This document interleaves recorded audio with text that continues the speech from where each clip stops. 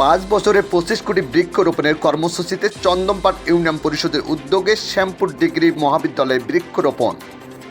আসসালামু আলাইকুম, আমি হাবিবুর রহমান। শুরু করছি ZH টেলিভিশনের নিয়মিত সংবাদ।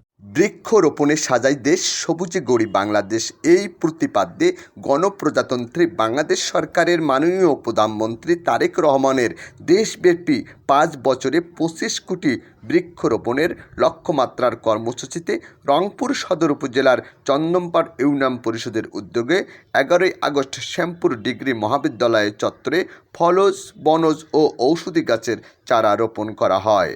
এ সময় উপস্থিত ছিলেন চন্দনপাট ইউনিয়ন পরিষদের ভারপ্রাপ্ত চেয়ারম্যান তাজুল ইসলাম, ইউপি সদস্য নওয়াব আলী, রফিকুল ইসলাম, শ্যামপুর ডিগ্রি মহাবিদ্যালয়ের গভর্নিং বডির সভাপতি মনিরুজ্জামান, অধ্যক্ষ কাজল মাহমুদ, চন্দনপাট ইউনিয়ন পরিষদের ইউপি সদস্য ফরহাদ আলী, রত্না পারভিন, রহিমা বেগম ও চন্দনপাট ইউনিয়ন পরিষদের প্রশাসনিক কর্মকর্তা মুকসিদুর রহমান, হিসাব সহকারী কাম কম্পিউটার অপারেটর সাধন চন্দ্র সরকার সহ অন্যান্য শিক্ষক কর্মচারী ও সুধীবৃন্দ।